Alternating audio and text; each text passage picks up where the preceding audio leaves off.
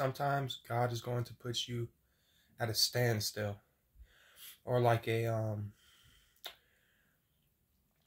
let's say you're not doing the correct thing, and you're trying to like go in this direction, and it's like a barrier, like you can't even get through. Sometimes God is going to do that. He's going to do it a lot.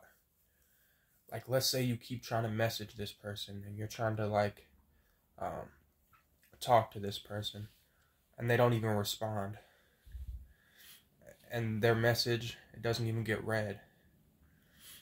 That's like God is kind of like telling you that's not the way. Or let's say you put a job application into this one job, and you're qualified. Uh, excuse me, guys. 1 second. Whew, sorry about that. Sorry about it. But yeah, let's say you put in the job application and you're the qualified man for the job, and they just never get back to you. You know, like, God will work in mysterious ways. You got to understand, God works through everyone.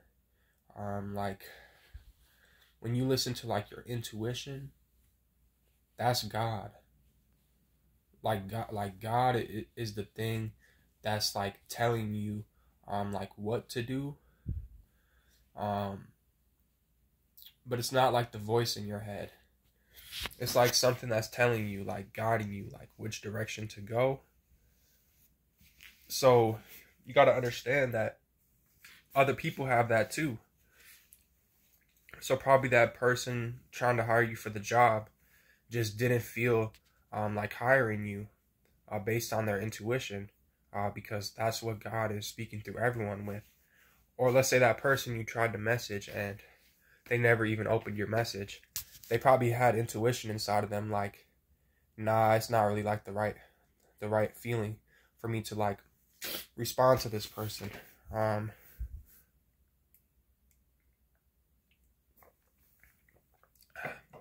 So you got to understand that God works through all of us.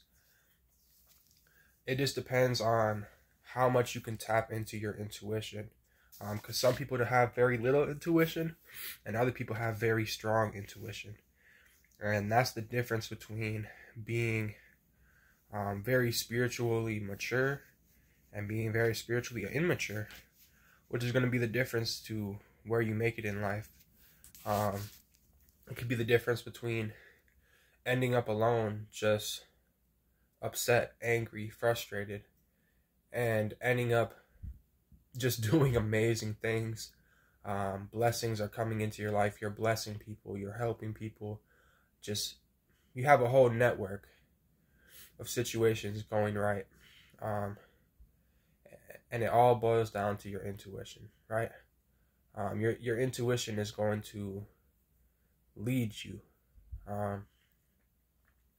So, you know, that's why fasting is really important. When you fast, you can sort of tap into, you're not just always feeling good no more. Now you start feeling bad, or you can't eat, right? Well, now you're going to start tapping into something deeper, because you're not just chasing after like a good feeling now. So now you're going to have something that's going to be guiding you, leading you, like some like it's a connection with something else. Or like when you went through like a painful event, a hard time, right? And you sort of had to let go of like, just when you always feel good, you don't always appreciate things around you.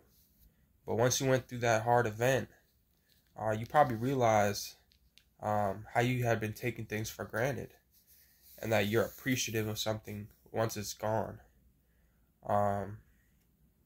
So that's what's going to help you tap into your intuition, because basically you have that realization that it's not just sweet. It's not just easy, right? It's hard too.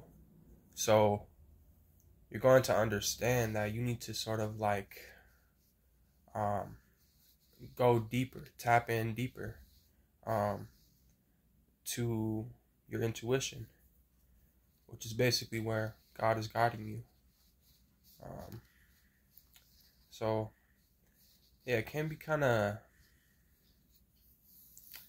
hard to like tap into your intuition if you've never done it before. But it's kind of like an override system. Like when you really need it, it's gonna tap in. It's gonna tell you like either do this or do that. For me, it helps me when I want to like drink or smoke weed. I'll just start getting this feeling like you shouldn't do that. You shouldn't do that. You should stay away from that.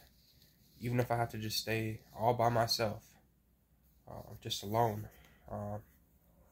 It helps me to not do those kind of things because, and when my intuition is strongest is when I go around friends or family that are doing those things, but I stay sober.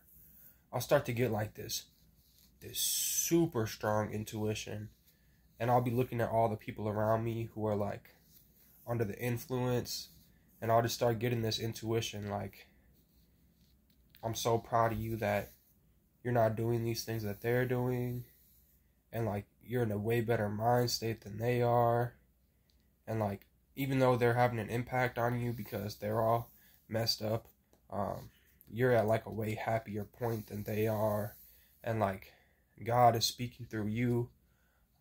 He's speaking through all these people that are messed up too, because they're like going unconscious through the activities they're doing. It's causing them to become like less connected with God, so God starts speaking through them more to me because I'm sober. So yeah, like your intuition, it turns on at a certain point when you need it, and it might turn off sometimes. That's why for me, for you too, I like to get into situations. I like to get outside, and I like to interact with people, because if I just sit around all day, it's like my intuition doesn't really turn on like that. Because like I don't have any type of situations that I'm getting involved in. Maybe it'll say like, oh, text this person, my intuition, but like that's rare. Mostly I get my intuition when I'm like in real life situations, like if I go play like basketball at the gym, or if I go to like my job, or if I interact with somebody, or if I see someone and I think they need help, or if I just like go hang out with somebody. That's when my intuition be kicking in like a conversation. Well, creating YouTube videos also helps me tap into my intuition. But yeah, I mean, I've been feeling kind of sick lately, and that's why I've been staying around the house. I switched jobs, but I'm feeling a little bit better right now. I think I'm finally getting over my cold.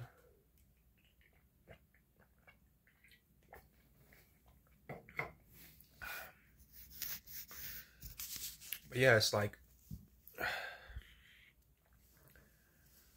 especially as a man, like I like to be out navigating the world, and it can be hard in the winter. It could be kind of hard in the winter, because it's like, what do you do? What do you really do in the winter? And it's getting to the point where I might even have to just, I don't know, just be still. But I'll be feeling like I can only lay around so much, like 12 hours max. Like I only need like probably 6 hours of sleep. Then I can lay around for like 6 hours after that. But I can't just lay around all day. Just can't do it. I just can't do it. But yeah.